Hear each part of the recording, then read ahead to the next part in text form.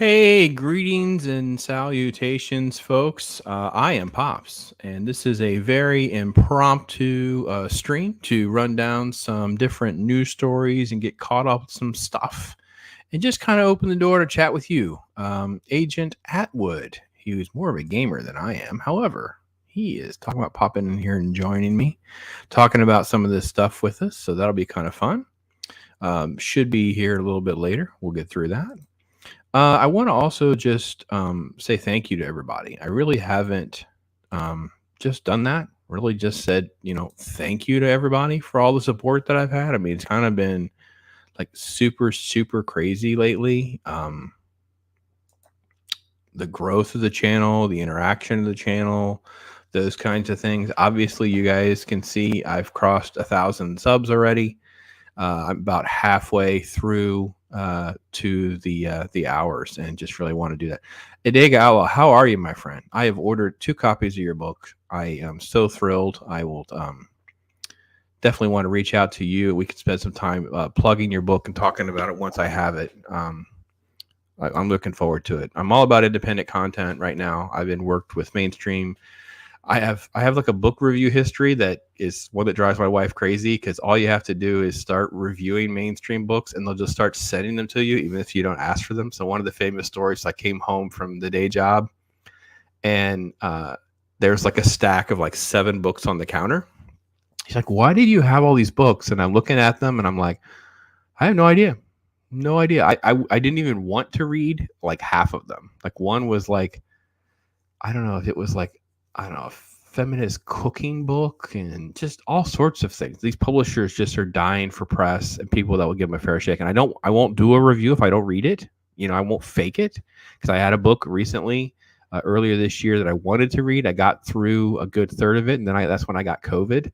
So I didn't do that review, and I had to apologize. I can't do it. I'm not going to fake it. I'm not going to lie to them. So, but no, bro, I appreciate your words of wisdom. I can usually listen to your evening shows with Loki, but I can't always comment and stuff. But really enjoy your insight, some of your stories and that kind of thing, and would love to just spend some time with you. But yeah, Agent Atwood's going to pop in. We've been on and off connecting. I don't want to open mic it unless I ask him first, which we didn't really have a chance to discuss. But there's just a ton of garbage going on right now, a ton of projects and that kind of thing. But I really just hadn't taken a moment to sort of record and speak to you guys that have been so supportive in this interaction. I know people call it a community and a fellowship, and to me it's just like having a virtual comic book shop where we don't really sell things, but we went to the comic book shop when I was in college, late high school and college. Was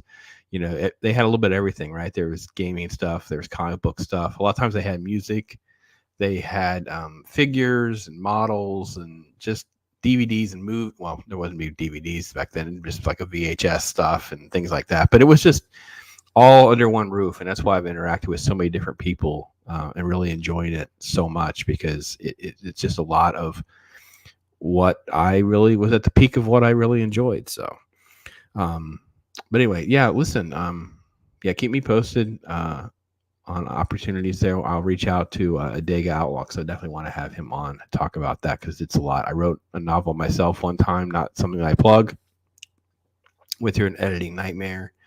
So I don't even know that its current version is something I'm particularly proud of, but I'm proud of the accomplishment. I was proud of going through it. So, Jace, how are you, my friend? Hope you're doing well. Hope your dad is recovering well and that kind of thing. So just an impromptu hop on here. Agent Atwood's going to swing by and we're going to talk about a couple things. But Jason, you've just been so instrumental of getting me this far. And I wanted to just begin today just by saying, hey, man, and saying thanks to everybody that's been out there. I went from, several hundred subs of people. I think most people that were originally with me were friends and outreach people that I'd worked with over the years. They were all well and good to support me as like the extra channel, because I was doing most of my work on other channels and other work on stuff they were doing.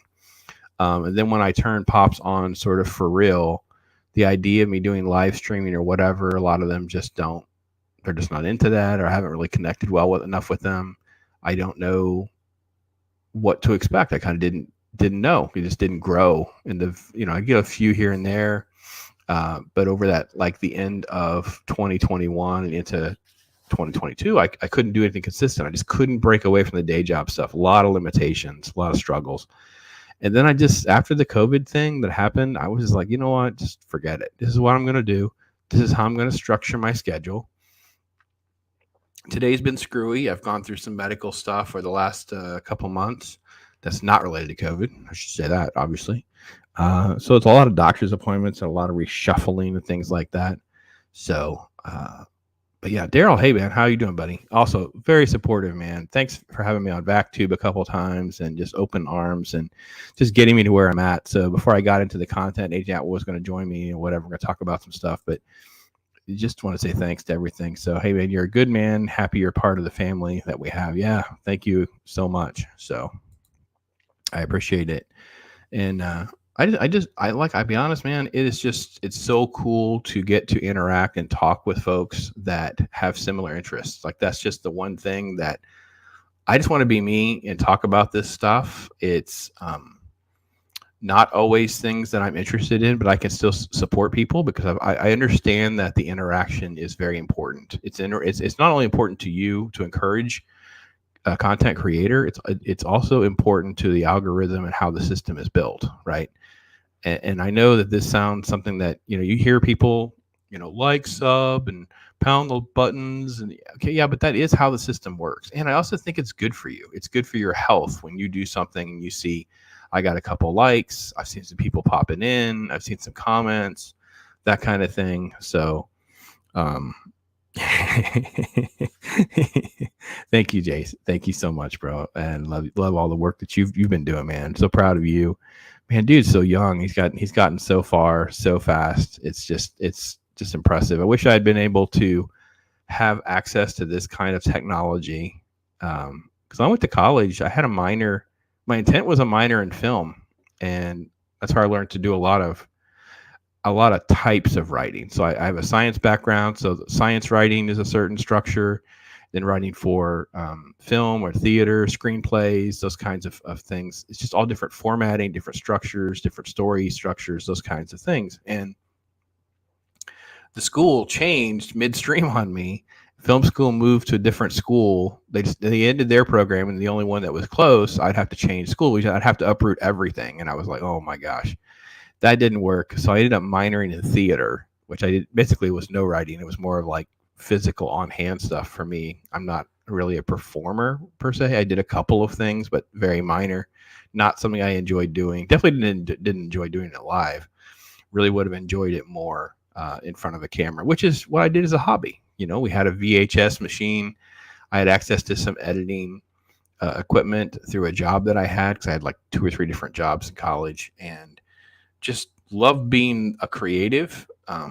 It was just something I just enjoyed doing. I enjoyed entertaining, storytelling, sharing, trying to harness the same kind of energy that was entertaining and that I would enjoy. So now I get to do this, and it's just like, wow, this is like, I'm like a kid in a candy store. I don't even know where to begin. Like I end up with just more notes and ideas of videos than I would ever have time of doing. I could easily do a 3-hour show because there's just so much that you can talk about and bring in and interact with the audience.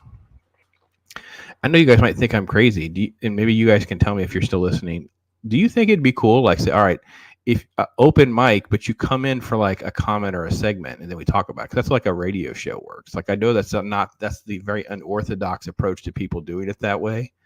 But it's like, okay, you have a comment or a question. Instead of you just putting it in chat, you could just come in, say your piece, do your thing or whatever, and then you leave. Like it's like a quick moment. You know what I mean? I don't know if that's something that people do or not. That's more of the structure that I'm used to. And I'm trying to think about a way to kind of do that in a healthy manner because it's easy to respond to things, but it's easy to keep the conversation going if you have someone you're interacting with. So, and I don't know about you guys. I will say I loved Top Gun Maverick, but most stuff that I'm seeing is still such garbage. And I'm so frustrated that everything looks bad, feels bad, sounds bad.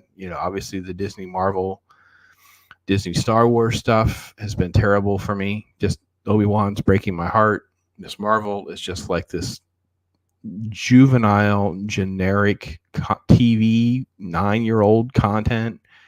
I saw Jurassic World and was like, this is just, it's so weak. I don't know. I don't know. I know, Adega, you love to obviously write and do some of that, and it would be oh, okay, yeah, Odega saying it would be worth a try. It would have to be a very controlled system in place. Yeah, I know. I haven't figured it out yet. I haven't figured out how. I almost feel like you would have to have another person that would pop someone in, like you would say, okay, now here's so and so or whatever, some sort of filter mechanism. Because if the chat got very big at all, it would definitely spiral out of control. I understand that.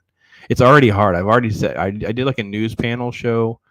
Let's see, that was last week, and we did 6 people this time. And I think it just took too long to go around the horn to let everybody contribute and say things about different topics. So I do one next week, and I'm going to try to limit that to 4.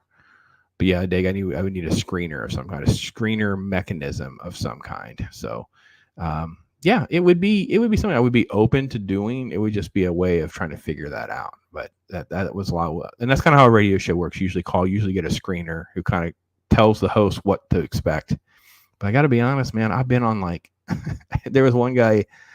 Oh man, it was more sports driven, but it was a fun show. I have to be honest. And I was kind of into sports. He would talk about like things I was not into, like wrestling and stuff. But he would pick the phone up. Like his show was crazy to be a part of. Like it was just, you never knew what happened, and it was just he was fine.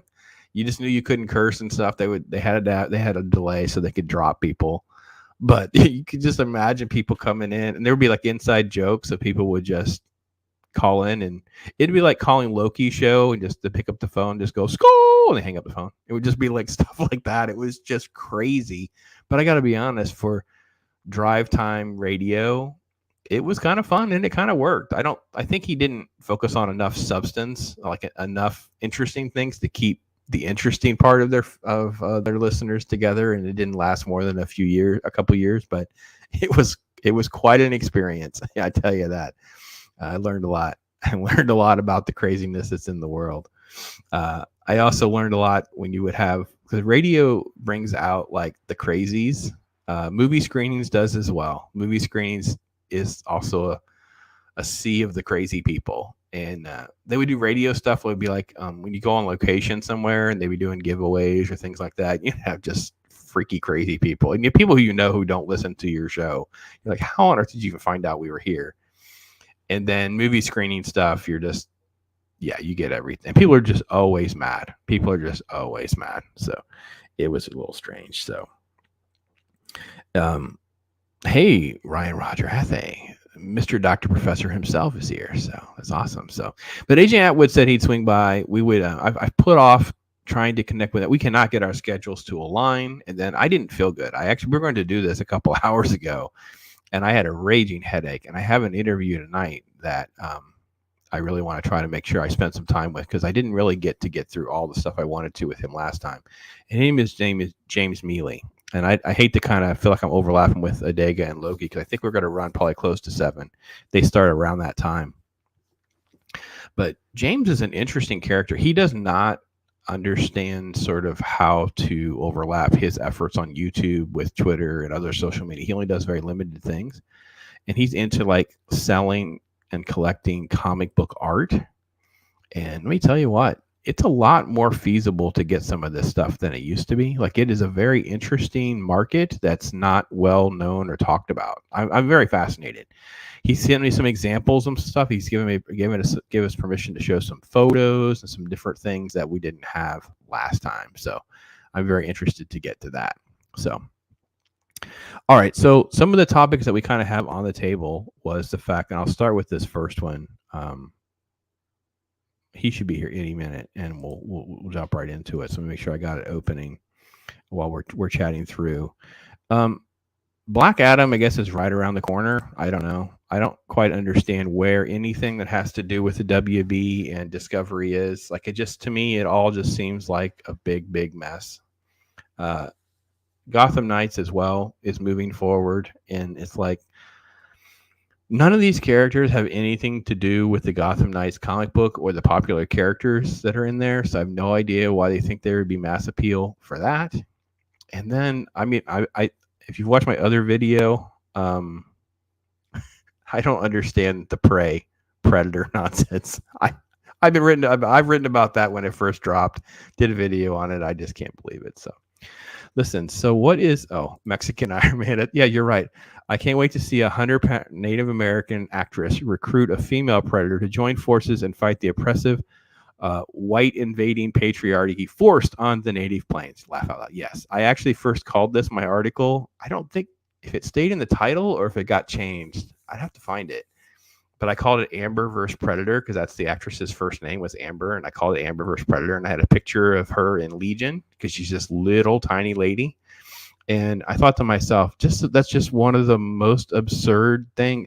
I wish I had a time machine because if we're gonna make stupid stuff, I want to have like Don Knotts versus Predator. If we're gonna just make crazy stuff, I don't know about you guys. If you're not familiar with Don Knotts much at all, Don Knotts used to do like these crazy other movies. Like he went to space. He was like the love guru in one of his movies. These movies are just like these super silly yet fun. Don Knotts on whatever. And Don Knotts versus Predator. If we're gonna make Amber versus Predator, I want to see Don Knotts versus Predator.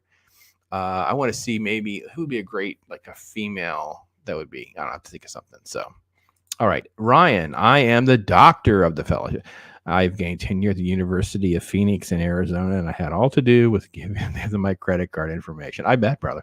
No, actually, there's a great reference in SpongeBob with my Mr. Dr. Professor, and it's this. I mean, you sound so elegant, and you take your bloopers very, very seriously, which is why I make fun of you for doing so. Should we make sure everybody knows like some of your bloopers? Let's make sure let's give a sample for him. Oh no! It's the best. It's the best. I have the other one. I have some other ones, and it's yeah. Mim, walking into the meeting. Have a great show. Catch the replay later. All right, bro. You take care. Thanks for all your support and your help, man. He's been fantastic. I gotta have Mike back because we had a great talk about Disney. That was like that was one of the most serious streams I've ever had. So Daryl, WB stands for we blew it. That's an underestimate of how bad it is over there. I wouldn't even know how to keep it all together. So yeah, it's insane. So let's see. Predator versus Sanford and Son. Oh, the Predator would think all this stuff is a weapon. Like he would just constantly be like putting his stuff on. They're like, no, it's not a weapon. Or I don't know. That would be great. Terminator versus Steven Seagal. That sounds like a serious movie. I don't know that I would. Oh yeah. So The Incredible Mr. Limpet. I have that on DVD, and I love that movie. My wife and I really do enjoy that Don Knotts era of just silliness, and it's perfect kind of stuff that can just be on. I don't have to worry about the kids, which I mean grandkids when I say kids because my kids are pretty much grown. It's just silly and fun, and it was like that. I don't know. I have such a soft spot for that era of like the way they did the animation over stuff. So. Predator versus Wheezy. Ooh, that's hardcore. You know what? I bet I could sell that. I bet we could sell that, Mike. We could probably put something together and we could sell Predator versus Wheezy. War Monkey's here. How you doing? Alien versus Ernest. Oh, I thought you were going to go. I was also thinking Urkel, like Urkel versus Predator. Like if we're going to have bad ideas, let's go all the way. Alien versus Ernest would be interesting. If Alien would only eat you if he thought you were serious. Like Predator would work because Ernest would never have an actual weapon, and it'd almost be like, you know what would work? Daryl would be Predator versus Mr. Bean. Mr. Bean would always be killing predators accidentally, not with actual weapons. So the Predator would never ever strike, but would be accidentally killed. Like that's how that would go. Gonna make a video now. All right, go make your videos, Ryan. Love them. Take care. Make sure you're hitting up Mr. Dr. Professor over there. All right. All right, Chris Burgess said, I can't wait for the prequel to Predator and Prey, a 14th century I don't know how to say Inuit woman who identifies as a male that creates the first mech suit of armor to take on a team of predators. You know what, man? I would not put anything past these people. They're so dumb. And it goes to show how little faith they have in any of this predator nonsense, because it's going directly to Hulu. Like, that's a lot of money to do a predator show. That's not a cheap thing. So I laugh because Hollywood's crazy enough to take my joke and run with it. Yeah, I'm a little afraid by even putting that out there. Someone's like, yeah, that's a good idea. We should write that down. Write that down. Yeah. So, yeah. So, Mr. Bean as a Power Ranger and fight Pinhead. Pinhead's probably too serious, Jace. I know that's more of your arena. You love the horror stuff, but I think Mr. Bean taking out Predator would be probably a pretty easy thing to come up with, these scenarios where he would never pick a weapon up so that Predator would never ever strike, and yet would like walk. He'd be lured in front of a bus, and the bus would kill him, and then he would. It would be some sort of these little hijinks and shenanigans that Mr. Bean gets himself into, and he would be standing over the creature, and the other predators would think that he's some sort of crazy warrior, because he would think that he can save the predator. He'd be like doing like almost like a CPR, and he'd have the marks on his face like it was like a warrior thing. So now Mr. Bean looks like he's some warrior. Yeah, this could easily sell that one. I think that. I like Alien versus Ernest. I'm trying to figure out how I can get Alien to kill Ernest can kill the alien first before getting himself killed, but I'd have to watch some of the Ernest. I remember Ernest and Christmas. That was my favorite, because it starts with him just singing, Christmas tree, oh Christmas tree, because he doesn't know the words. He's saying that all the time. I do that all the time at Christmas because it just drives people crazy, which is something that I enjoy doing. So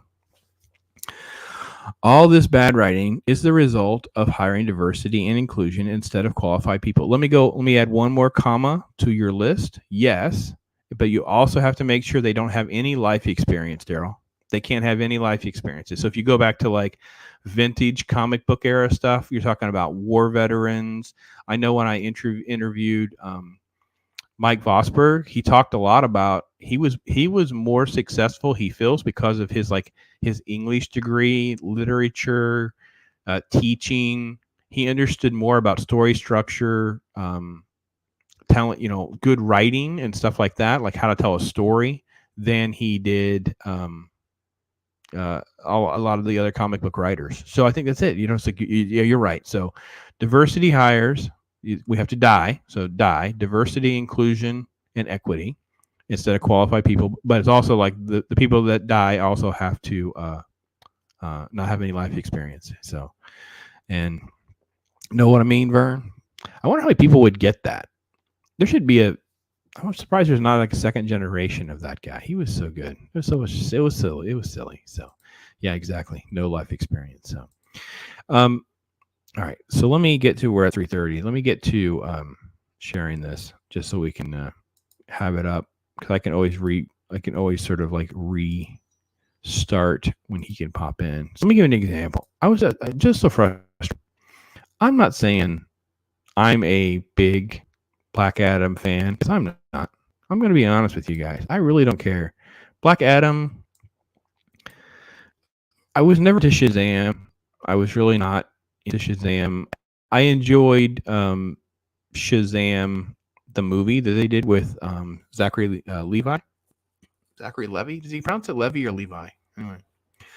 It was fun. It was like a kids movie, but it was still like a superhero movie. Like, it didn't get kids like cheesy. It was just fun and young, and it fits. I didn't like some people. I got heated because people would deny that it was ripped right out of the New 52 when there literally is an actual comic book panel with them in their costumes for the first time. They look exactly like the actors that they cast, and it was like, yeah, this is all right.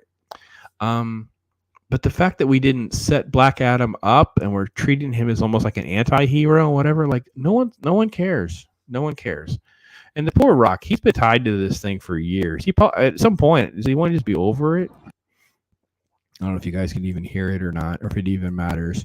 Anyway, so there's just all this like stuff. They have all of this experimentation on him and things like that they're setting up. the dramatic music, of course, and you get to all this, and this is Pierce Brosnan making his presence known. Slave until I died. Yeah, there we go. He was a slave until he died. I'm like, oh no. Oh no. No, no, no. Not really. No, please no. Yep. Yep. So that was a part that I just immediately was just like, oh no. And then some of the shots that they had of him turning into Black Adam and things like that. Sacrifice. Uh-oh. What did I do wrong? I think I just boomered on everybody. Yep. No, I went to a different clip. Oh, jeez. First off, you have to hit the stupid button like 16 times in order to make sure you don't have the copyright strike issues. There we go. And, it doesn't, you never are going to be dealing with. So. Oh, well, let me get myself organized and bring Agent Atwood in here, and then we'll do it proper. How's that?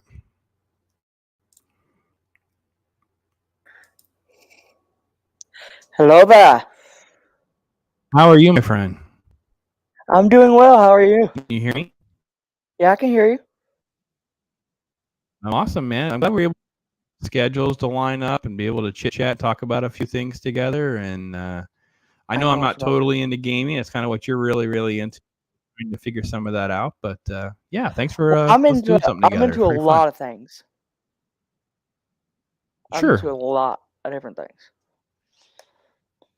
Yeah, that's awesome. Well, I'm glad you've kept in touch with me and kept your thumb on me to try to figure this out. And sorry I had to put him off for a couple hours, folks, because I had a raging headache. But now he could hop in here. We could just go talk about some of this. I mean, I'm just shocked, man. I watched some of these trailers, some of these different things, and just so frustrated of how bad it looks. Like we have enough problem finding decent content when they tease this stuff like we're supposed to think it's good, and they tease this stuff, and all I think is that looks freaking horrible. This is what you're. Okay, anyway, let's do Black Adam. I'll pull it back up because I couldn't believe this. Just the one line alone to me almost ruined it. And I basically, and I said I repeat myself a little, but I'm not really a big fan of Black Adam and Shazam and that part of the DC universe. I was kind of more of the DC fan, but not with this stuff. Let's see if we can get. It's funny. Sorry, go ahead. No, go.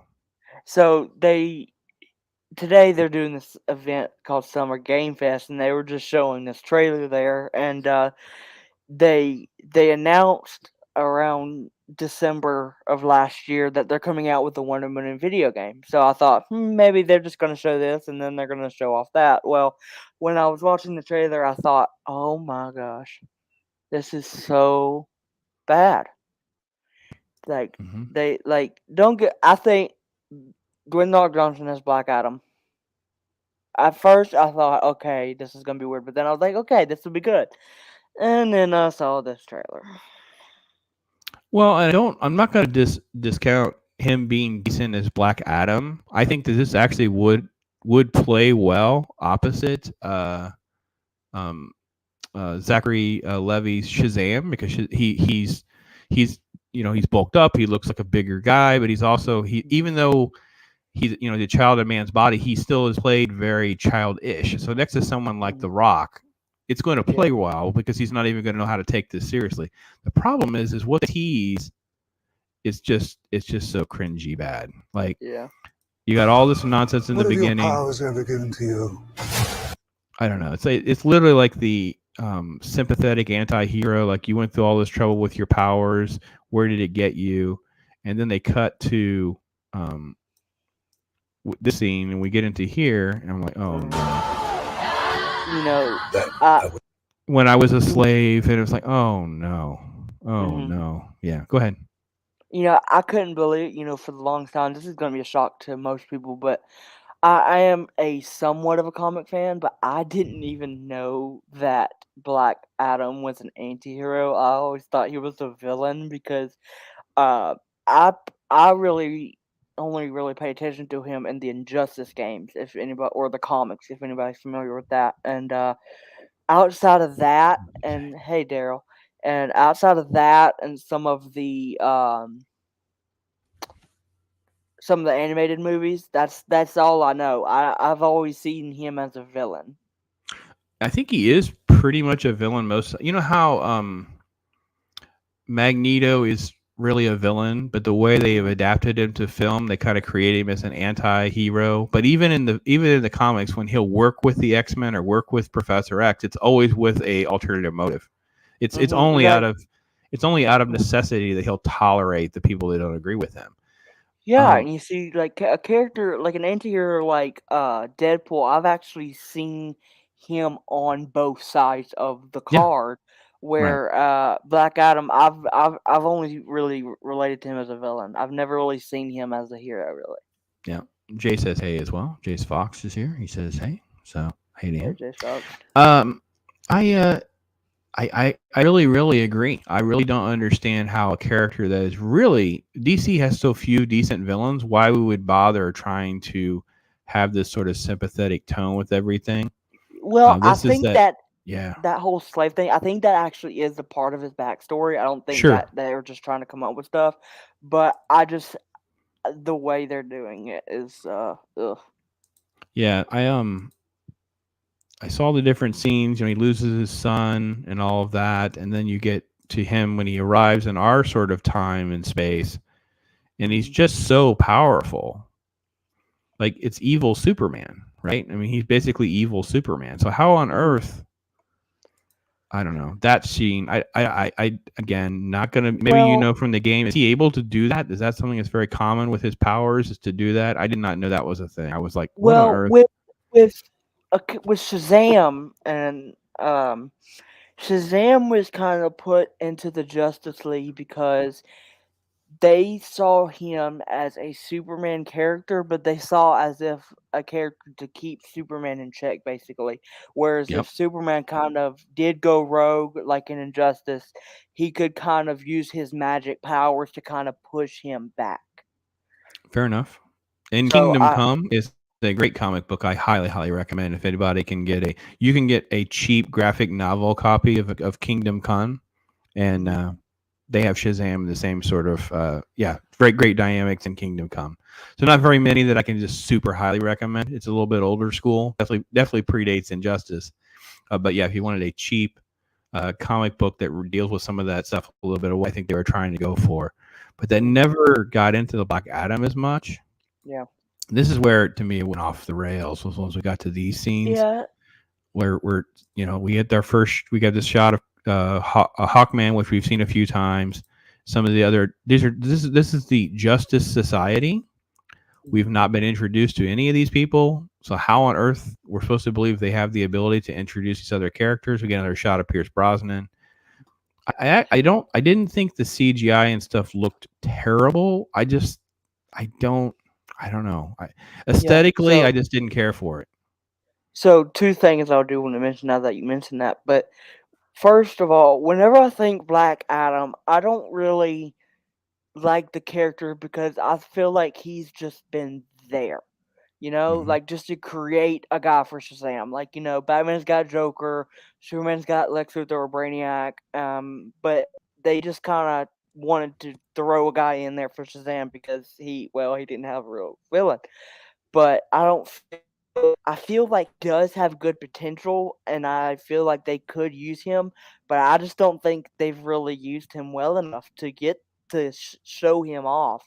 And I'm glad that they're doing this movie, but at the same time, it's like, make it good. Don't give us some cash grab. Well, yeah. I mean, let's face it. At this point, I think almost everything they're doing is a cash grab to some degree. I will say Black Adam has been around since Fawcett, way before DC, back when it was Fawcett Comics or whatever.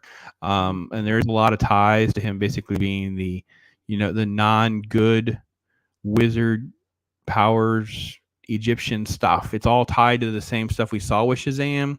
It's just he's a very maleficent kind of guy. But again, like you said earlier, like this has always placed him in more of the villain category, not this sort of newer version. Now, I will say, and I looked this up just to make sure I was right before I spoke on it. There is a JSA story that talks about him basically being reformed, and I've never read this, so I didn't really want to Yeah. get too much into it. But you have these different characters that travel back in time, and they meet him, and he's not corrupted yet. Mhm. So I thought, well, that's sort of a cheat. But when they did the trailer, I didn't get the impression this was back in time. This look, it was an hour time. Yeah. Anyway, I don't know. It's just another one of those things where, yeah, he's been around for a really long time, but I just wish they would use him well. They haven't really let him shine in other forms of media yet, besides the comics. Yeah, I really was shocked. Were you surprised that they didn't try to introduce him in some way, shape, or form at the end of Shazam? Instead, they went Uh, down the same role they were going. yeah, part of me says, I'm glad that they didn't. I wish they kind of would have went the way they did with that Batman movie with Robert Pattinson, where they took the Joker out of it, but they didn't put him in until that like deleted scene or whatever it was. I wish they Hmm. kind of would have done that. Okay. Okay. Yeah. Yeah. I just expected it to be a post credit scene that we would have something that would tie Mhm. into another kid or another person that wanted the power and who was already evil and all that. So And this is that's a kind of what little. they did. That's Go kind ahead. of what they did in the Batman movie, where they showed him in like you could hear him talking to the Riddler in prison with the Joker, and but he wasn't a central part of the movie, and I kind of wish they would have done like that with Shazam. Um, I will say DC again because they're always after the fact. Like these characters that are being introduced, these Justice Society characters are being introduced. They're going to seem like knockoff characters because they've waited so long, right? Mhm. So we're going to get, and I'm happy to see Pierce Brosnan as Doctor Fate, right? It's basically Mhm. it's Doctor Strange in the DC universe, but people are going to think Doctor Fate is a knockoff of Doctor Strange when in fact it's the reverse. Doctor Fate had come first, right? You're going Yeah. to see different characters that are going to seem um, I don't know, derivative of Marvel because Marvel was able to produce them first. And I just don't think this to me felt more like the way I felt with Suicide Squad, where I was kind of meh on it and then just pleasantly surprised when I saw it rather than excited to see it. Mhm. And one of the things that I've been wondering is that I don't know if you've heard, but WB is wanting to basically kind of reset the DC movies. And my thing is that if they're wanting to do that, why are they still trying to build on this DCEU that they truly have failed on a whole Well, nother they've level? already filmed it. I mean, this was filmed a Yeah, long that's time true. ago. This movie's been delayed not only because of the pandemic, it was delayed before that. I actually did a video recently that it was being delayed again. It's like, why Mhm. is it being delayed again? They were blaming visual effects, and I'm like, kind of. I think they also are like trying to assess like how much money. This is the problem they're going to have with the Flash as well. They're so far into this process, they have so much money tied up. They got to figure out how to recoup something. And I And could my thing is, agree that the story that you're alluding to is 100% true. They want to reboot. They have to figure out what they're doing to move forward. And I think if I were Zaslav, I would have just been mortified when I walked in the room and found out we don't have a Superman movie coming, and in fact, we don't have Henry Cavill on the hook to do it. Like, what's wrong with you people? You people are morons. Like, the yeah. stupidity level is off the chain with these people. And one of my things is when a when a company like DC or anybody for that matter, when they reboot or not reboot, when they delay a film a certain amount of times, one of the things they do is not only do they go back and finish what they weren't able to finish in the time frame they had, they also have to go in and add some things like some of the newer stuff that may have been developed Yep. in that time. So that might cause a second delay or a third delay or whatnot because they feel the need to go back and add some of the newer stuff when really I feel like just don't worry about it. Just put out the film. If it's 1 or 2 months dated, is one thing. Now if it's like way behind, that's a whole nother. But if it's just 1 or 2 months dated, then just so be it. Just release the movie. Yeah, so I just want to go back to what we were saying. This is this character is called well, that was the Dr. Fate shot, and that's probably the Red Tornado's derivative character, which is a daughter, I believe. And then you get into here. Let's see, that's probably him being thrown around and destroying stuff.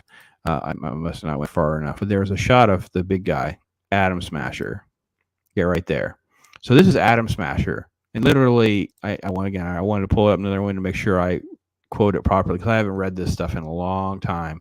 He controls his molecular structure, can manipulate his size and strength. It's Ant-Man. It's Giant Man, right? So is again, this guy it's all derivative. like Dr. Adam in the CW? No, he's more like Ant-Man. He's like he can go big and small. The one that you're thinking of is Blue Beetle. He's more like Blue Beetle. No, not Blue Beetle. There was a guy that was in Legends of Tomorrow who actually was like Dr. Adam. Oh, okay, yeah, Adam. I think he just goes by Adam, but no, this is a different guy. So is this the same guy? No, it's a different character so why altogether. are they putting him in there? Because they haven't used him yet, and it's part of the JSA, right? They're going to start the entire story as they're doing with JSA. They haven't put in Adam either. I don't know what they're doing.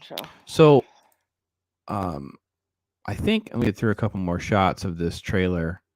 I didn't hate The Rock like this. I just thought this was just dumb. The idea that he's basically Superman and whatever. So what I want to make a prediction. I wanted your thoughts. I think that he ends up in our time. He's super powered. Look how bad this looked. That shot right there looks terrible.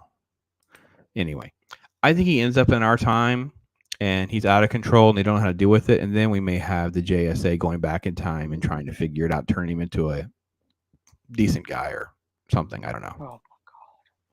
Oh, this looks terrible too. So bad. They're over the water. See, this stuff doesn't look bad. Like this is the part of Black Adam as a villain works. Black Adam as an anti-hero doesn't really work. Hood. Yeah, just the idea of the cloak over the costume looks better than just the costume, to be honest. Yeah. Exactly, Chris Persia. I agree with you. Oh, let's pull that up. Let's see. I missed a whole bunch of comments, I think, here, right? Let's go here. Here we go. It's nice for established villains to have a redemptive arc. However, Black Adam hasn't even fought a main adversary, Captain Marvel, and he's already having a redemptive arc with the JSA. Correct. Yeah, that's probably at the crux of why I'm a little shocked at kind of how are we doing this? Cart before the bull.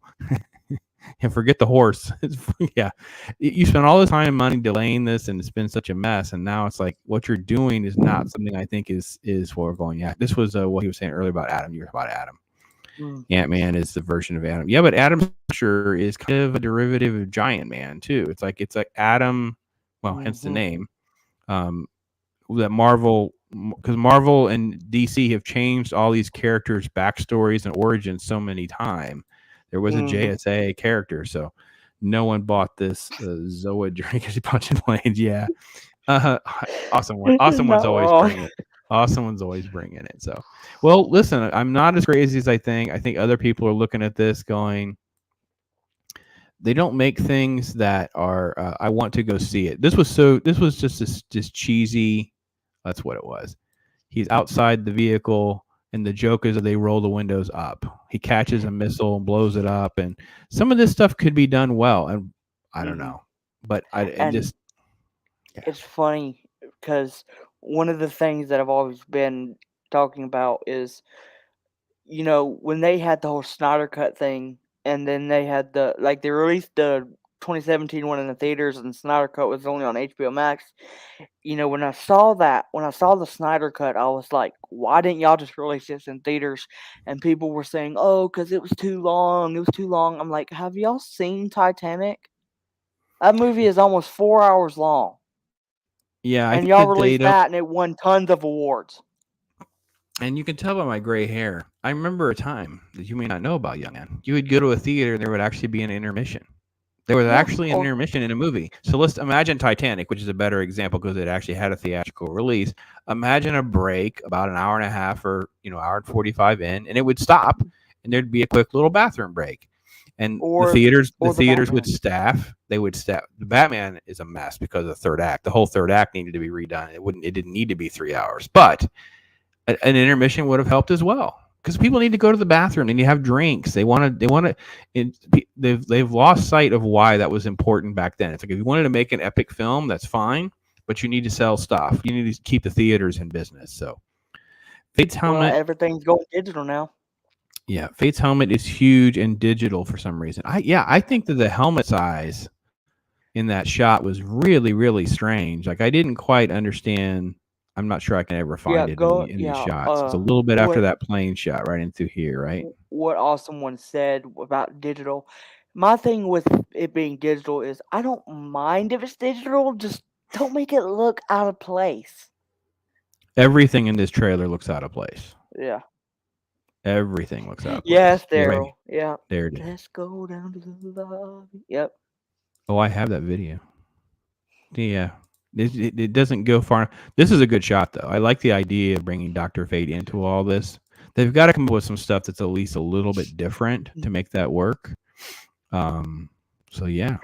You know, it's so funny you say that, Daryl, because we were talking earlier about, or I was, about Black Adam and Injustice.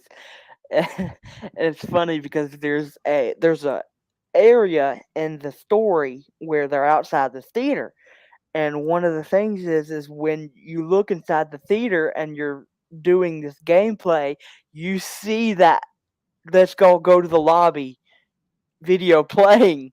Like it's a real quick thing where if you don't catch it, you miss it. But it's real funny, the references, if you don't know what I'm talking about. But I know what you're talking about for sure. Daryl and I are nearly the same age, so we definitely are down with the Let's Go to the Lobby. I know Chris Persia will know.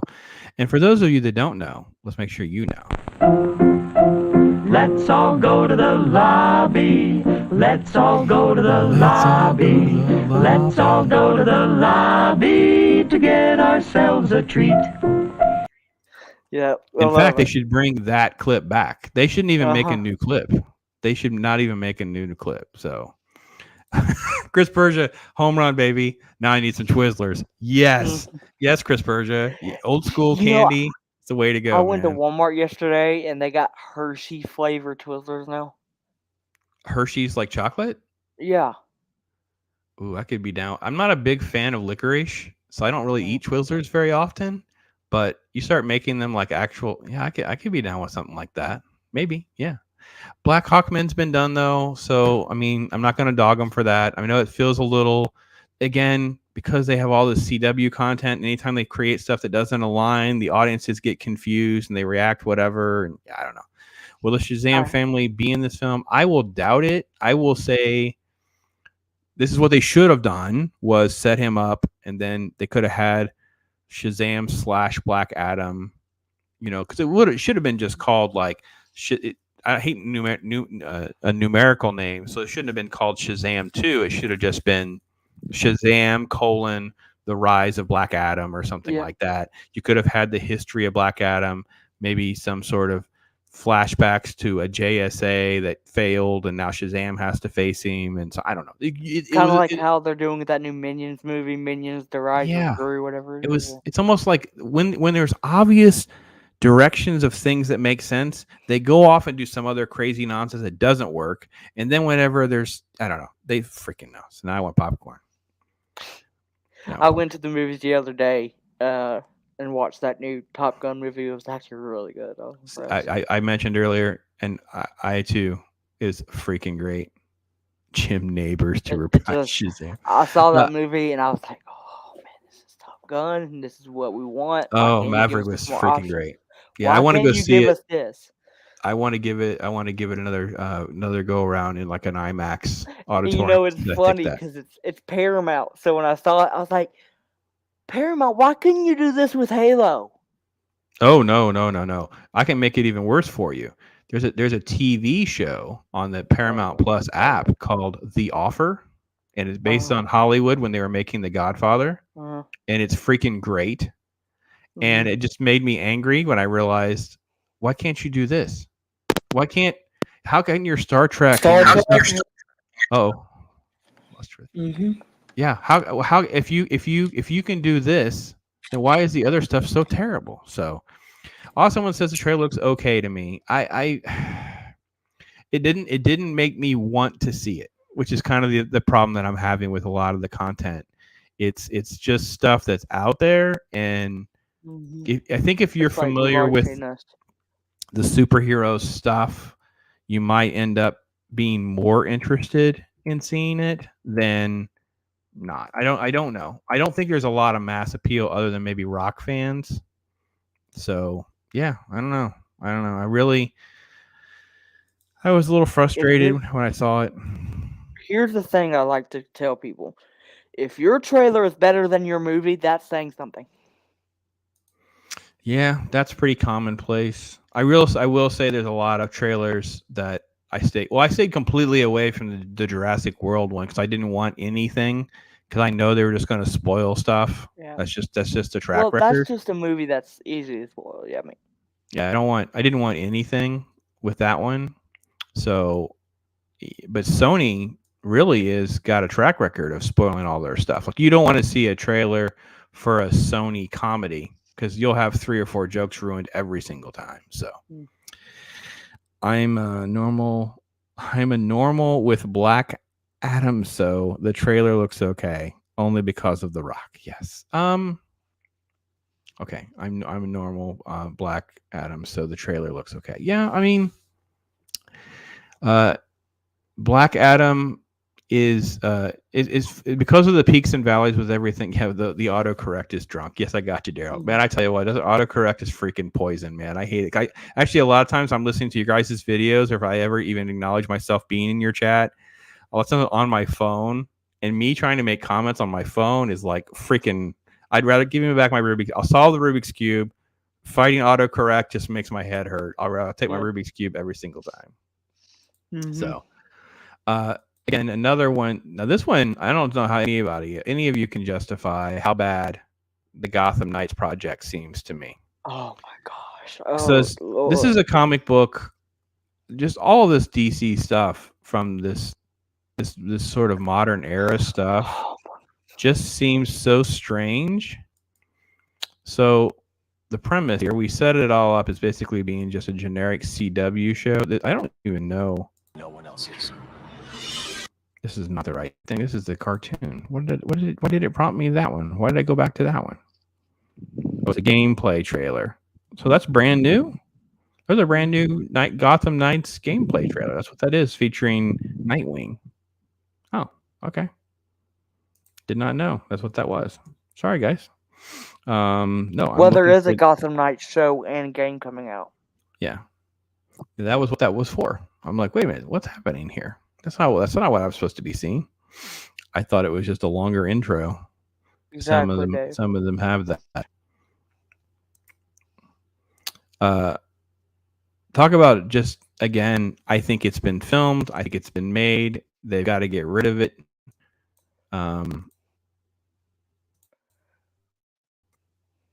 I was shocked to learn that this is not. Thanks. Harry, we have to drink together? Right. It's really buffering for me, guys. I'm sorry. Yeah, this isn't Damian Wayne. This is just some random adopted kid. It's like not a Robin. He's just an adopted kid having a party, rich party at the house. You know, choices. all that breaks out. It makes no sense, by the way, that this is supposed to be the Wayne Manor. The cops are just going to show up. Turner, it's your father. Hey, it's guy from Supernatural. Mm-hmm. I have to ask you, did you know he was Batman? I wanted to get that shot because I wanted to see this shot for myself a little better. I want to spend time. I like to do these things and have my reaction because I try not to analyze a lot of stuff ahead of time. That's why I did a lot of videos yesterday, so I could have my reaction on camera instead of. I have to ask you, did you know he was Batman? The mask looks off there instead of on him, but yeah. So the premise is Batman's dead, and these are the people that are going to protect the city. And it is like Joker's daughter, and it's knockoff character this, knockoff character that. There must be a relief. Yeah. He's just rich kid, adopted kid, but he's not Nightwing. He's not a Robin. He's just some other kid. And then gradually, it's like everybody's doing all the finger pointing. And of course, Gotham City's going to hell in a handbag, which is no surprise. Right? When is it not? Is the real question. What's the whole point of Gotham City, to be honest? Right? And you just get these random characters who are thrust together. This is Joker's daughter. Oh, no, those are the twins. Those are Harper. Exactly. Yeah. Riverdale 2. It is. It is like that, isn't it? It's all these knockoff characters in a CW show. No one knows who any of these people are. They're going to call it Gotham Knights. Sex with a bank vault. You're just trying to get us to... That was a shot of Bruce's face. You're just trying... Yeah, they're lifting up the mask and they see his face. He looks really too young. Yeah, That's this is CW just... for you. It is CW. Yeah. I love there's really not a lot of costumes or anything. I haven't seen a good CW show since Supernatural and Arrow. I liked season 1 of Flash. I didn't hate Legends of Tomorrow's as much as I should have. I don't know why. I actually know I shouldn't like it. And I caught myself watching season 1 and not hating it until the very, very end. And then I was kind of checked out. And I would dabble with some Legends of Tomorrow because they would send me that stuff for free. So I would dabble with stuff for review purposes, but I didn't enjoy any of it. The only good CW show that I enjoy now, and it's actually, I was impressed, was Superman and Lois. It's actually a pretty good show. Oh, yeah. I watch on HBO Max. That's why I don't think of it as a CW show. Good point. It's actually pretty good. All right. This was the part, though, that made my head hurt. Right there. That's supposed to be the Robin from Dark Knight Returns. Oh, my God. The little redhead girl. Oh, my God. I kid you not. That's her. She's Carrie Kelly. What are they doing? Who the hell are you? Carrie Kelly? She's Carrie Kelly. These cheesy goggles and black suit and whatever, and She looks more like Catwoman. yeah. Well, she almost looks like she's playing like a junior Selena Kyle from the Patents in Batman. I know. I'm just like, how could they be? And again, I know it was already made, hence the reason that it is even coming out, because I think that it I don't know, that it's I'm sorry. I'm just like emotionally almost speechless of how bad it looks, because I'm just like, I don't understand. Why even call it Gotham Knights? Why not just come up with something else? You're on the right track. Just make it something. Anyway. This is just, I don't know what else to say. It's just bad. Dave says some trailers are deceiving, bait and switch footage that's not even in a movie. Yeah. See, there's of course they do that way more now, but there was when the first Mortal Kombat movie came out in '95, there was a scene in there where the two main characters of the villain and the hero of the movie are talking, and they're like, "You better run." It's like, you don't need to run, and that's not even in the movie. It's like the final fight of the film, and it's not even in the movie. And then so when you watch the movie, it's like, yeah, this is better, but the clip's not even in the movie. Yeah, they do that a lot now. I think Marvel started that trend because they were finding out that it was helping divert people away from the actual stories and leaks and stuff like that. They would include little snippets and scenes and shots that would it's like just giving the fans something to talk about for a while, even though it's completely irrelevant to the final product. So before Top Gun, there was a really good Doctor Strange trailer, and if I didn't know better, I would have seen it. Oh, I did not get a Doctor Strange trailer. Interesting. Riverdale 2 is I think that's what Atwood just said a little while ago. Well, yeah, I thought they were setting up the unheard of adopted son of Bruce to become Nightwing. This will make Titans look good in comparison. Well, Titans is actually the problem with Titans is there's parts of it that's not horrible and parts of it that is. So I don't know. Flash is now a waterfall of tears from Flash. Well, that's an understatement. Flash now is. I checked out more like during the time travel elements of Flash when it just become ridiculous. But now when we've given like Iris, everyone has powers. It's just so stupid. I'm like, what is freaking? I don't know what's happened over there. So, After Savitar and Alchemy, I said I'm Yeah. done. yeah. Christian Fandom's in there. Thanks, bro. And smash that like button. I appreciate it, man. Got to show some love. I appreciate that love. So Don't even get me started on Batwoman. Oh my god. I didn't even give it a minute of my time. The only time I've ever watched a moment of Batwoman was because of Az on Heel vs. Babyface, and he had this. He was playing a segment, and they were like, there was this mask scene, and it was so badly done. I had to see it for myself. I had to see like the context of how bad it was. The thing with Batwoman is once the lady that played Batwoman in season 1, Ruby Wright, that's her name. The moment she said she was stepping away, should have been it. Yep. Should have been it. Yeah. But no, they wanted to go for 2 more seasons. I follow a Flash stream, and even though they keep asking the question, why is Iris always the focus of the show? Well, why wouldn't she be the focus of the show? She's a female POC. Someone go in there and set these people straight. What channel are you people watching? What channel are you people watching? Christian Fandom Geek, that's funny. What's that?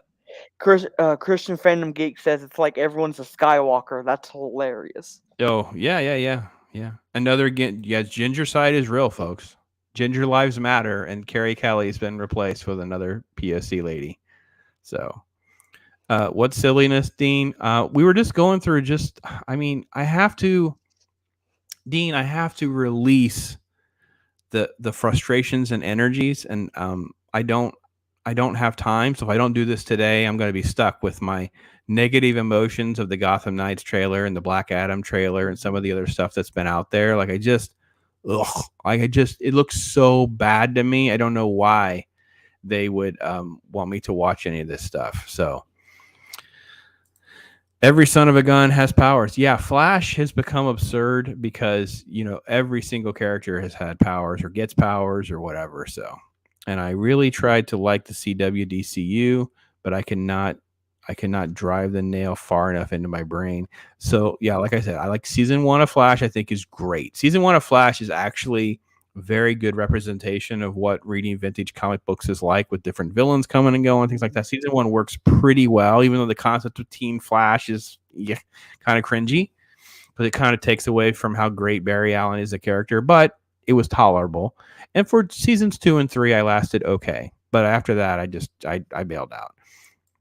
The CW sucks. They had DC stuff that's okay start.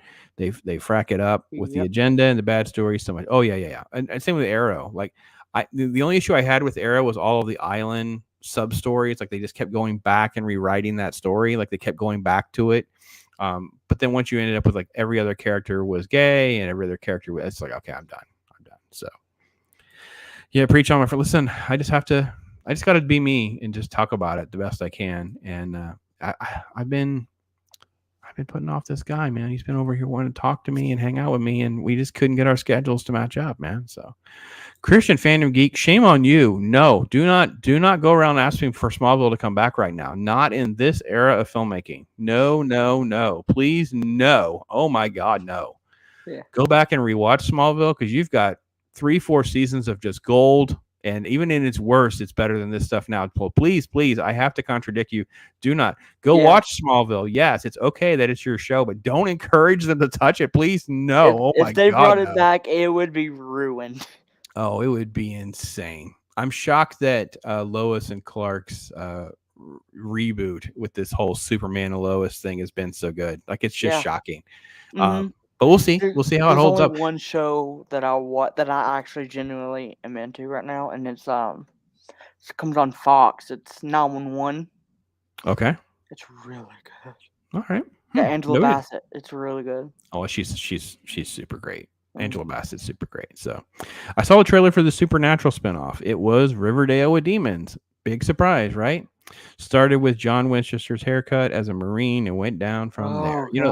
The fact that you would say it's Riverdale just kind of shows that Riverdale embodies everything wrong with the CW and modern creatives. Like, they're obsessed with this sort of teen angst nonsense, this sort of approach. They race swap, gender swap. It's the amount of just walking around. I heard this great comment from Chris Gore yesterday. He was on with Neurotic, and he says, back when they made TV shows, what they would do is they would always film the character walking into a building and it would get cut out later. But they had to match the timestamp. So for TV, you had to get to 48 minutes. You had to do 23 for a half-hour show. So they had all this extra footage that you had to shoot so that they could kind of get a little, you know, a couple seconds here and a couple seconds there, so you could have the right match for your show. Now, half of Supernatural is going to be them just walking around and talking. They're not going to do anything. So it's exactly what's going to happen. It's like a disease. Oh no. Is that true? They talked about a possible animated series revival for Smallville too. And did you see that they're also trying to do a Gremlin story? Gremlins has been in the work for a long time. Who owns Gremlins? I'm sorry, I don't know that off the top of my head. Honestly, I think it's HBO now. Okay. HBO proper could do Gremlins, but it'll probably be a girl that has a Mogwai. The Gremlins might represent other things. I don't know. Your boy Zach calls Black Adam a lack of humanity is killing superheroes. Okay. One of the only good movies that I've seen recently was Top Gun and the new Scream movie. Scream was good. You like the new Scream movie? It had its moments, yeah. Okay. All right, we'll get back to that. We'll put a pin in the Scream movie for a minute. In May 2022, they announced the series was a stage of pre-production or production. That's horrible news, my friend. Yeah. That's horrible news. That is only slightly less devastating than the X-Men 97 project that's in development, which is, you know, Walking Simulator, the show. Daryl, it's just, walking and talking. And yeah. Give a whole new meaning to Some Save Me. All right. Yeah.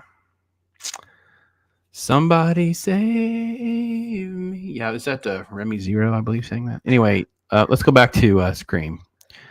I watched Scream 2022. I don't know what to call it. That's what I call it. It was Scream 5, right? No, it was Scream 2022. I hated the end of it and the way, because basically if you were a POC or a lady, you got to live. They had like an order of how everybody has to die and how the twists were going to play out. And through the process of elimination, I was able to figure out, well, that can't be a bad guy. That can't be a bad guy. That can't be. It's like, okay, I got this. But it did make me want to go back and watch the Scream movies, which I did, and I found fun. And that's how I treat the Scream movies, is fun. I prefer, but I couldn't do it. It was still better than Scream 3.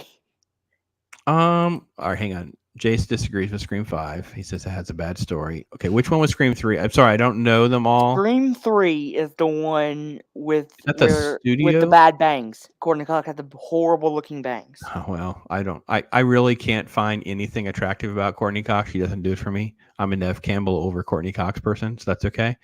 Well, you gotta give me the story. Is that the one with the Hollywood producer and the mom? Yeah. Okay. That one, the problem with that one for me was it just kept going on and on and on. So Scream 3, I think, needed to be edited a little tighter, but I didn't mind the twist and stuff. And it gave some depth to the mom's backstory, which hadn't been done before, but it just seemed like it was just drug out forever. Like there's like at least 50 Kevin minutes. Williamson, so. Yeah, he had his little niche and he had his run, and it was a good run. I mentioned, I think on the stream, and probably lost a little bit of my nerd cards because I said I didn't hate Halloween H2O. I watched H2O. I'm like, Then the one after that, the Resurrection one, was that was bad. But H2O was fine. H2O was fine. I didn't mind that. It fits. Did you see Halloween Kills? I like the 2 new Halloweens, and I don't care if people hate me for it or not, because I look at them as just guilty pleasures. I don't look at them as actually being good or bad or anything. My thing with it is Halloween 2018, great, phenomenal. Okay. My problem with Halloween Kills was there was one scene in the movie, I don't know if you remember it, but he's going after this black couple, and he has the one girl propped up, and you can see where she's clearly bleeding out, but then he's got this other guy leaned on the counter, and he's taking knife after knife and just constantly going. I'm like, really? Is this necessary? This isn't. I think the biggest problem for me in the film was the weird hospital metaphor they tried to stick in the middle of it, like the whole mob violence thing, and the guy commits suicide because they've got the wrong guy, and all of that was just really unnecessary and not needed. And the fact that they don't ever really they try to drive right up to an explanation of him being an unkillable boogeyman, like that was the entire premise of what they're going for, why he couldn't die at the end.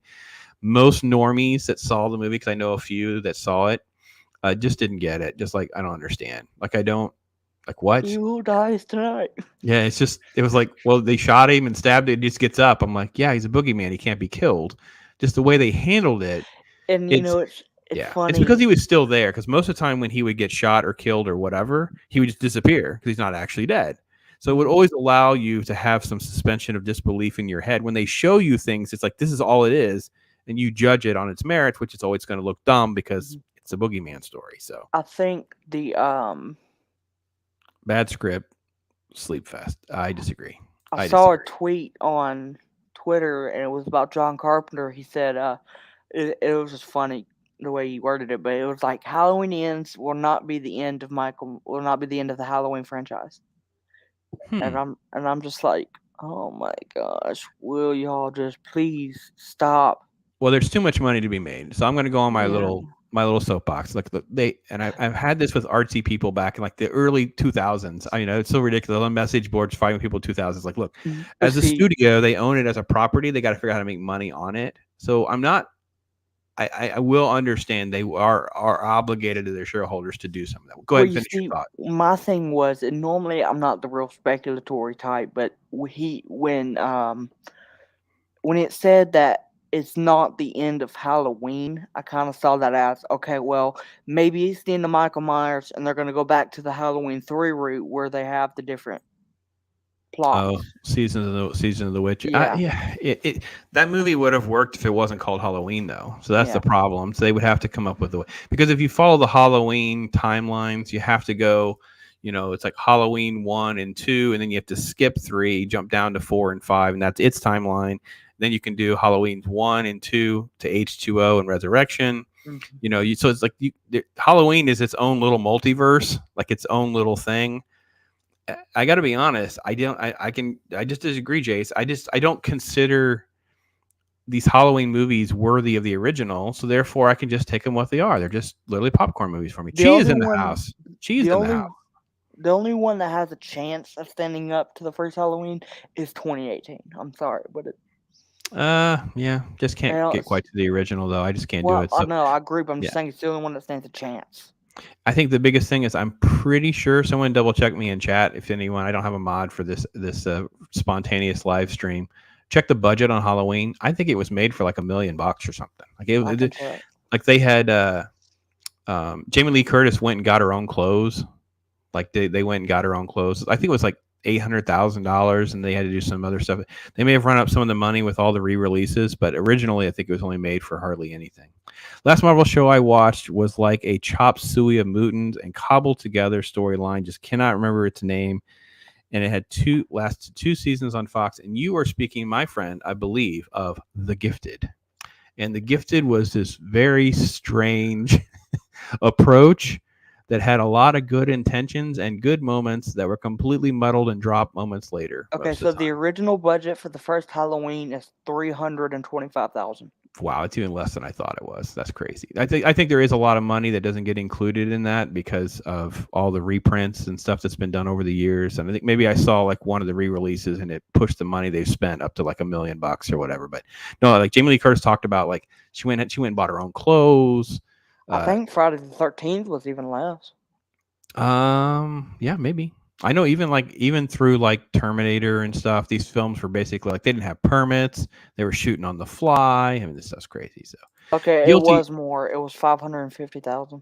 Yeah, so I think it has to do with distribution costs. Because as they got popular, they'd have to make more prints and stuff, and that would run the money up. But I don't think it was anything that's notable compared to by any other standard. So guilty pleasure is Jason X. Jason in Space was hilarious. Yes, treat it as a comedy. Treat it as a comedy. Dean Krantz. I totally agree. And in fact, I want to make a note. Someone like Jace would be fun to do that with. If Jace, you'd have to control yourself now. We should do a watch or some sort of walkthrough of Jason X as a comedy. That'd be fun. Did you see that they actually came out with a video game for Riff Tracks? A video game for Riff Tracks? How can you do a video game for Riff Tracks? So, tell me about that. Like, well, let's finish with Dean for a second. I'm sorry. Jason X is hilarious. My friends and I made our own Mystery Science Theater, and of that Laughing and Drunk, great movie. I would love to see that, Dean Krantz. So what it was is like they gave you these free random movies in the game, and you would watch it, and you could either do these pre-made riffs from the characters themselves, or you could write in your own and it would read it like a computer or something. And it would be real. Oh, all right. Okay. It So was it's almost like a interactive game, not an yeah, actual it's really cool, and gameplay. it's like it's only like $10. It's really That good. sounds freaking great. Trust me, that's how we felt when we were doing. I don't know if you've seen any of our Halo videos. When we basically ended up doing Halo, it's basically like a riff tracks versions of Halo because we had nicknames for everybody, and I was gonna it- watch it. But then I was like, I canceled out on the show. So yeah, just watch our version. We at least give them nicknames and stuff. Trust me, I got to be honest. I was the normie in the group.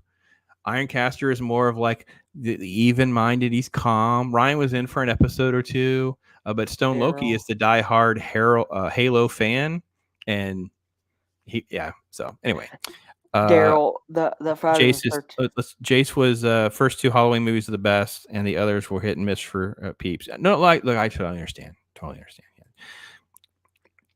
Aside from The Thing, is vampires with James Woods. You did not go there, Daryl. You're not. I'm not acknowledging you, man. That's not right. There's so many other films that are good. I don't hate vampires though, but anyway. There's an extended cut for Halloween Kills? When they released it on DVD, they did an extended cut. Okay, haven't seen that. So is it on Max or is it just on the like a Blu-ray 4K thing? That one I don't know. I just know that all of the physical copies are the extended cut. Like they didn't even release the theatrical on disc.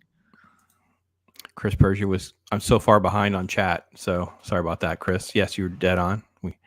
And then I remember that show well. It was so bad, yes. And then Jace, Halloween 1 and 2 is good. 3 is fun, okay, but not okay. Michael OFC. Others were made for me. But H2O should be better, but the story was better than most of the others after 3. Yeah, H2O was like an actual reboot. Well, it wasn't a reboot. It was meant to be like a continuation of the story now. And at the time, I got to be honest, Kevin Williamson did a script. It was fine. It was okay. Jace, I agree. Jason, with Dean, with you guys, Jason X is a comedy is a fine. It's fine. Yeah. The Jason X map dropped last week for the Friday the 13th game. Daryl, I'll take offense to that because that was actually a really good game, and I enjoyed it until they stopped making content for it because of the lawsuit. I was so upset. Oh, wow. This is crazy. I love the fact that this stuff gets to live on in games. So for me as a non-gamer, so my world will be like comic books when they'll do comic book stuff after the fact. Like, so we'll get like, a 4-part in the context of this conversation, a Jason story, right? Mm-hmm. And Dark Horse has been notorious for getting these licenses and stuff like that, and it's been fun. Like for me, it's Aliens. I love Alien comic books. Oh my god, I love Alien comic books. Did you see where Stephen King said that he wanted to make a Friday the 13th novel, but from Jason's perspective? The problem is anytime they do that and try to explain, it never lives up to the motivation that we as an audience need. Like that was the problem with Rob Zombie's Halloweens, to tie it back into our callbacks here, right? But it didn't live up. You can never make the origins good enough. And even Stephen King, as good as he is or whacked out as he is, I don't think he could pull it off. See, the thing with Rob Zombies is like that he literally said that he's going to try to make more of a killer Michael Myers, and in that regard, he succeeded. But the first film was miles better than the second movie. Yeah. Okay. Fair enough. All right. Jason X had cast members from Roddenberry's Andromeda. Yeah. Catchy. Man, I haven't seen that movie in a long time. You're calling back for me there, man. Trolling you about vampires. I felt it, Daryl. I felt it. And by the way, it's 40th anniversary of Thing. We're going to talk about Thing probably in a couple weeks. And Thing is re-releasing in theaters for a Fathom Events thing. I don't think I'm going to make, but we'll see. I did not know there was even a game. Okay. Yeah, it came out in 2017. See the beauty of having a stream, Dean. We can all hang out and learn some different stuff. It's Dead by Daylight. Oh, God, no. No, it's so much better than Dead by Daylight. Oh. I've heard people complain about Dead by Daylight for years. Nothing against Dead by Daylight. It's a fun game, but Friday the 13th was miles better. When did that come out? When was Dead by Daylight made? 2015 or 16. 15 or 16. Yeah, I've heard people complain about that for years. Halloween Kills extended cut is kind of the official cut. They said when it comes out on Blu-ray, etc., that cut will be the official one. Well, all right. June 14th, 2016. Okay. Yeah. So awesome, man. Well, listen, we've been going for almost I did talk a little bit before you got here, but I talked for an hour. Man, what are you up to these days? How are you approaching your gaming stuff is bigger than your regular channel stuff. So is that Well, what you're finding your desire doing? You just enjoy doing that more, or what are your thoughts? Well, I love the gaming, and the reason I have the main channel is because I want to do kind of like what you and everybody else does with the podcast. I just got to get people. Yeah. Because I don't want to do it by myself. Sure. Well, listen, let's figure out a time, and I'll come on your show, and we'll do it together on your channel next. All right, just got to figure out a time. I'm up for anybody that wants to get to guest. Just DM me on my Twitter. All right. I'll do anything one time, but scheduling is my biggest limitation, as you know, and a lot of folks here know. It is tricky balancing schedules, but you know what? That's okay. It may take weeks to get it to work out, but we can always find a way. Just like today. Today was kind of an impromptu. Listen, I got a few hours. Let me rest for a minute and I'll get to it. So yeah, Jace will help you out, man. Jace is a beast when it comes to being on shows and streams and stuff. I'll hook up DM with you, Jace. And once you get with Jace, his little network of friends and people that are aligned with him, man, you'll figure it out. So yeah. And if nothing else, he can also get you hooked up. I think he's saying get you hooked up on 540, man. 540 is a fun time, man. Talk about hanging out. So listen, guys, I appreciate it. I appreciate hanging out with me, man. It was good stuff. We'll all your stuff will be in the description, and be promoting you there. Chat, you're beast mode. Love you guys so much. You've been promoting me this whole time. I can't believe that I'm just still kind of just hanging out, being nerdy. My wife and I talked about it on the weekend too, and she's just like, I bet you just seem happy. I'm like, yeah, because all the years I spent doing political stuff, things that are heavy and hard, it just wears you out at some point. So, look, Chris Persia popping in. Oh, man, he's the beast. He's the wrench of the wrenches right there, man. You're hooked up. Listen, go over, give him a sub, right? See if it's for you. Maybe consider going on a show or checking a few things, whatever. So, Daryl, Mr. VacTube, we got to get together again. I got to pop in on that. It's hard, again, scheduling, but yeah, and I got to have Daryl on here. I got to get him hooked up and come up in here and talk about some of this stuff. So, listen, you guys have a great time. I do a 5:30 show. Got just under about an hour. I'm on again with James Mealy, comic book art guy. Great stories. I got to calm him down. It's going. I can't calm him down and get a word and do it. So, Chris, thank you for everything. He's just been such a blessing. All you guys in the chat, love you guys so much. It's just making almost like a dream come true to be able to just be me and do this kind of stuff. So, and Atwood, man, thanks again for doing this. It's been anytime, awesome. man.